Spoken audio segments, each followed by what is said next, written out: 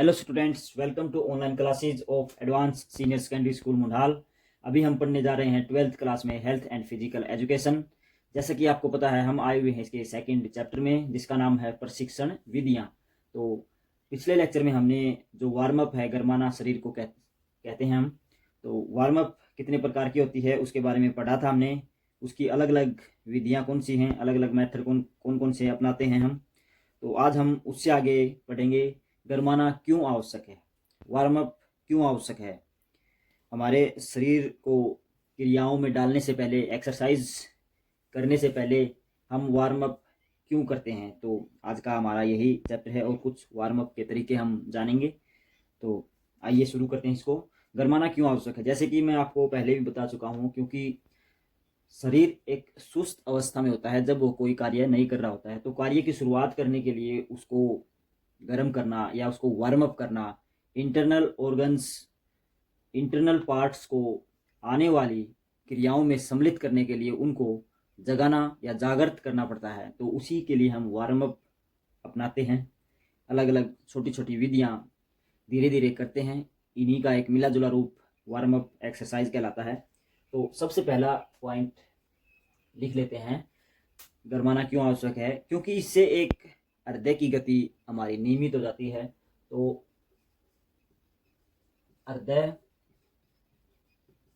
गति को नियमित करने के लिए सबसे पहला पॉइंट यही हुआ कि जब हम वार्म अप करते हैं तो उससे हमारा जो हृदय है, हार्ट है, वह एक नियमित अवस्था में आ जाता है। उसकी कार्य विधि थोड़ी बढ़ जाती है एक सामान्य अवस्था की तुलना में। तो जब हम धीरे धीरे कोई क्रिया या एक्सरसाइज करना शुरू करते हैं तो हृदय धीरे धीरे अपना कार्य बढ़ाना स्टार्ट कर देता है। अगर हम सामान्य अवस्था से कोई अधिक प्रेशर वाला कार्य करते हैं, अधिक सहन शक्ति या अधिक गति वाली एक्सरसाइज करते हैं, तो उसका हमारे शरीर पर, हमारे हृदय पर गलत इफेक्ट पड़ सकता है। क्योंकि हृदय हमारा सुस्त अवस्था में होता है, उसको अधिक कार्य करवाने के लिए हमें धीरे धीरे उससे हेल्प लेनी चाहिए, अर्थात कह सकते हैं हम उसको धीरे धीरे नियमित अवस्था में लाना चाहिए। तो यह एक इसका आवश्यक अंग है हृदय वार्म अप का, कि हृदय को नियमित अवस्था में हम लाते हैं वार्म अप के दौरान। तो दूसरा पार्ट है, दूसरा इसमें एक और बात आ जाती है, जब हृदय नियमित क्यों होता है, क्योंकि उसको ब्लड पंप करना पड़ता है मांसपेशियों तक।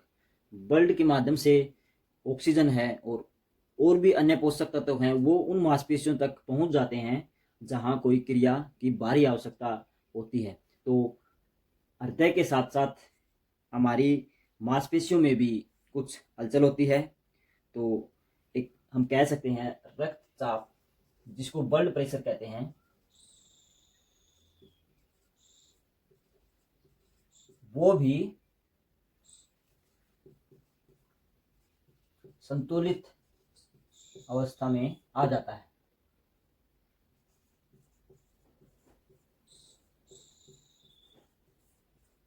तो दूसरा पॉइंट हमारा यही हुआ कि हृदय गति के साथ साथ जो ब्लड का प्रेशर होता है वो भी एक संतुलित अवस्था में आ जाता है। क्योंकि हम धीरे धीरे कोई एक्सरसाइज स्टार्ट करते हैं तो हमारा ब्लड अधिक काम करना शुरू कर देता है, अधिक ब्लड की सप्लाई बॉडी पार्ट्स में भेजना शुरू करता है और धीरे धीरे जो उसका प्रेशर है वो भी बढ़ना स्टार्ट हो जाता है।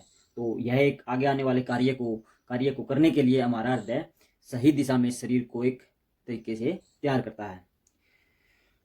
तीसरा हम लिखेंगे, जब भी हम धीरे धीरे कोई एक्सरसाइज करते हैं तो उससे होता क्या है, मांसपेशियों में एक लचक पैदा हो जाती है। तो तीसरा पॉइंट यही लिखेंगे हम, मांसपेशियों में लचक पैदा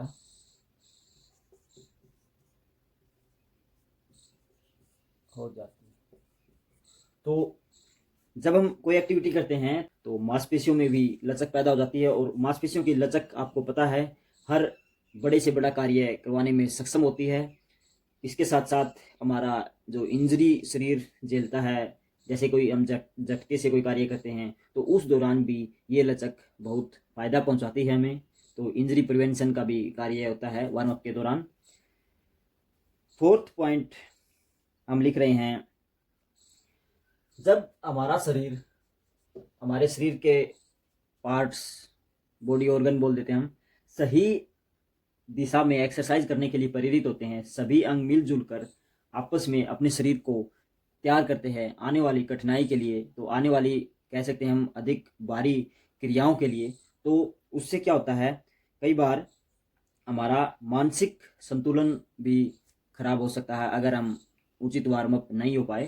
तो आपको पता भी है मानसिक संतुलन होना जरूरी है, क्योंकि कोई भी क्रिया करने के लिए शरीर का मानसिक और शारीरिक तालमेल बहुत आवश्यक है।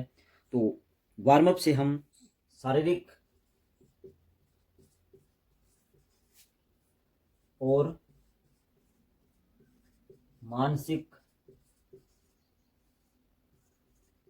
संतुलन प्राप्त करते हैं।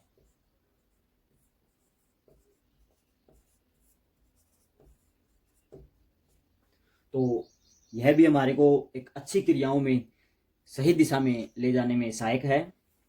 5वां पॉइंट लिखते हैं, शरीर को हम अच्छे कार्य के लिए, भारी कार्य के लिए तैयार करते हैं।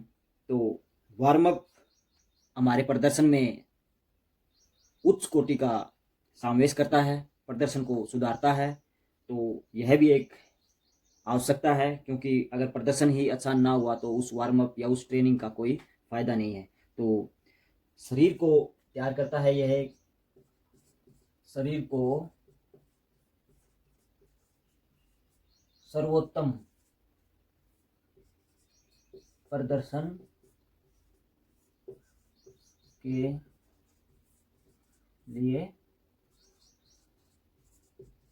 तैयार करता है। तो शरीर को सर्वोत्तम प्रदर्शन के लिए तैयार कौन करता है? Warm up. जो हम वार्म अप करते हैं वह हमें आगे आने वाली बड़ी से बड़ी कठिनाई, बड़ी से बड़ी एक्सरसाइज या बड़ी से बड़ी कठिन से कठिन ट्रेनिंग के लिए हमको तैयार करता है। तो ये 5 पार्ट्स प्रशिक्षण, जो हम प्रशिक्षण से पहले की जो क्रिया है वार्म अप बोलते हैं उसको, उसमें हम अपनाते हैं और अपने अच्छे प्रदर्शन, अपनी शरीर को फिट रखते हुए आगे बढ़ते हैं बिना कोई इंजरी के, बिना कोई दुर्घटना के। तो अभी हम आगे बढ़ते हैं, इसको मैं साफ कर देता हूँ। तो गरमाना क्यों आवश्यक है हम पढ़ रहे थे। तो काफ़ी सारे इसके फायदे हैं हमारे शरीर में मांसपेशियों में लचक पैदा करता है, हृदय की गति को एक संतुलित अवस्था में लाता है, ब्लड प्रेशर को भी बढ़ाता है। तो अभी हम वार्म अप में ही पढ़ेंगे कि वार्म अप की कुछ क्रियाएं हैं, ये हम जानेंगे। वैसे तो वार्म अप की सैकड़ों क्रियाएं हैं कि वार्म अप के दौरान क्या करना चाहिए, ये करना चाहिए, वो करना चाहिए। तो बहुत सारी क्रियाएं आती हैं। मैं इसको 3 पार्ट में डिवाइड करता हूँ। Number 1 jogging, number 2 simple exercise, और नंबर 3 है, वह मैं लिख रहा हूँ STRETCH, स्ट्रेचिंग। STRET, ये एच आएगा। तो ये कुछ इसके भाग हैं जो हम वार्म अप के दौरान करते हैं। तो मैंने अभी आपको बताया कि जब भी हम वार्म अप करते हैं तो बहुत सारी क्रियाएं होती हैं, बहुत सारे व्यायाम होते हैं या व्यायामों का समूह होता है। तो वार्म अप जब हम करते हैं तो उस समय उनको अपनाते हैं। मगर मैं यहाँ पर एक सिंपल फॉर्मूला आपको बता रहा हूँ कि वार्म अप में सबसे पहले आप जॉगिंग करो। जॉगिंग आपको पता ही है क्या होता है, हल्के हल्के कदमों से दौड़ना जॉगिंग कहलाता है। दूसरे स्टेप पर आप कुछ सिंपल एक्सरसाइज कर सकते हैं। ये जरूरी नहीं है कि पहले इसी को करना या तीसरे नंबर पर इसको करना, नहीं। आप कई बार आपने देखा भी होगा कि जब भी हम मैदान में जाते हैं, कोई खेल खेलने से पहले एथलीट्स होते हैं, तो कई बार वो हल्की स्ट्रेचिंग भी करते हैं। हैवी स्ट्रेचिंग नहीं करते, हल्की स्ट्रेचिंग। तो उससे क्या होता है, जो हमारा जोड़ों का या हमारी मांसपेशियों की ऐठन है वह थोड़ी सी दूर होती है, वह अपने आप को एक प्री वार्म अप के लिए तैयार करती है। तो स्ट्रेचिंग भी पहले हो जाती है कई बार, उसके बाद जॉगिंग करते हैं, जॉगिंग पहले करते हैं कई बार, फिर स्ट्रेचिंग करने लग जाते हैं, फिर उसके बाद सिंपल एक्सरसाइज भी करने लग जाते हैं। तो आप इनको बदल भी सकते हैं, कैसे भी कर सकते हैं, मगर इन तीनों का सामंजस्य ही हमें पूर्ण रूप से एक अच्छा वार्म अप करवाने में सहायक है। तो जॉगिंग का मैंने बताया। सिंपल एक्सरसाइज अब अभी हम देख लेते हैं कौन कौन सी होती हैं। सिंपल एक्सरसाइज वो होती हैं जो हमारे शरीर की मूवमेंट को धीरे धीरे करवाती हैं या हम धीरे धीरे करते हैं। तो सिंपल एक्सरसाइज के कुछ पार्ट हैं, मैं आपको यहाँ लिख देता हूँ। सिंपल एक्सरसाइज में क्या होता है कि सबसे पहले हम अपने शरीर के ऊपरी हिस्से की एक्सरसाइज करते हुए नीचे की तरफ लेके जाते हैं, क्योंकि यही एक वार्म अप का फार्मूला है।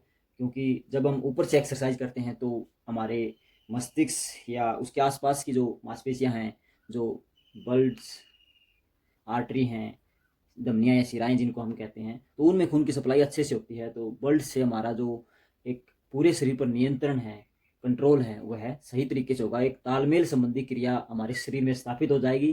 तो फिर हम आगे बढ़ते हुए नीचे की तरफ अपनी एक्सरसाइज है, जो स्ट्रेचिंग है, उसको करते चलेंगे। तो सिंपल एक्सरसाइज में हम काफ़ी एक्सरसाइज ऐड कर सकते हैं। इसमें सबसे पहले लगाओ आप NEC के neck rotation, arm rotation.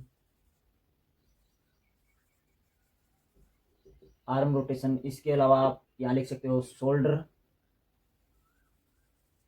Rotation. फिर मैं यहाँ लिख रहा हूँ हिप रोटेशन। ये मूवमेंट वाले एक्सरसाइज हैं जो हमने गतिशील व्यायाम पढ़े थे, तो गतिशील व्यायामों में इनका यूज होता है। 5वां पॉइंट नी रोटेशन। 6 पॉइंट लिख लेते हैं जंपिंग जैक, जो हम दोनों हाथ और दोनों पैर खोल कर करते हैं, उसको जंपिंग जैक बोला जाता है। 7वां हो गया आपका एक जगह पर खड़े होकर जंप करना, हल्के हल्के, या रस्सी कूद भी हम लिख सकते हैं यहाँ पर, रस्सी कूदना। तो ये काफ़ी सारी एक्सरसाइज हैं जो हम वार्म अप के दौरान अपनाते हैं अपने शरीर को मूवमेंट, गति प्रदान करने के लिए। स्ट्रेचिंग से अभिप्राय हमारा यही है कि लचक पैदा करने के लिए हम शरीर को मोड़ते हैं, शरीर के अंगों को टेढ़ा मेढ़ा करते हैं, उसी को हम स्ट्रेचिंग कहते हैं। स्ट्रेचिंग के दौरान जो हमारी मांसपेशियां हैं उनकी लंबाई है वह थोड़ी बढ़ जाती है, और उस दौरान वो अधिक ब्लड सप्लाई या अधिक ब्लड को अपने अंदर समाहित करती हैं और आने वाली एक्टिविटी के लिए अपने आप को तैयार कर लेती हैं। तो स्ट्रेचिंग भी काफ़ी होती है, hand stretching, leg stretching, trunk stretching, knee stretching, काफ़ी तरह की एक्सरसाइज होती हैं जो हम अपनी मांसपेशियों के लिए करते हैं। तो मैंने आपको ये कुछ सिंपल एक्सरसाइज या सिंपल वार्म अप के तरीके, क्रियाएं बताई। तो बेसिक यही है वार्म अप का। काफ़ी बुकों में आपको अलग अलग बातें मिल जाएंगी, वो करना चाहिए, यो करना चाहिए, तेज दौड़ना चाहिए, नहीं दौड़ना चाहिए, धीरे दौड़ना चाहिए, ये काफ़ी सारी एक्सरसाइज हैं। तो मैंने पहले ही बताया ऐसी सैकड़ों एक्सरसाइज हैं जो हम वार्म अप में अपनाते हैं, मगर जो बेसिक फॉर्मूला है वो यही है। ये तीनों अगर वार्म अप में सम्मिलित हैं तो हम सही रूप से वार्म अप की ओर बढ़ रहे हैं। जॉगिंग, सिंपल एक्सरसाइज और स्ट्रेचिंग। तो यही आज का टॉपिक था, हमने इसको जाना। तो आज के लिए इतना ही। इसको अच्छे से देखें, नोट करें और समझें। Thank you.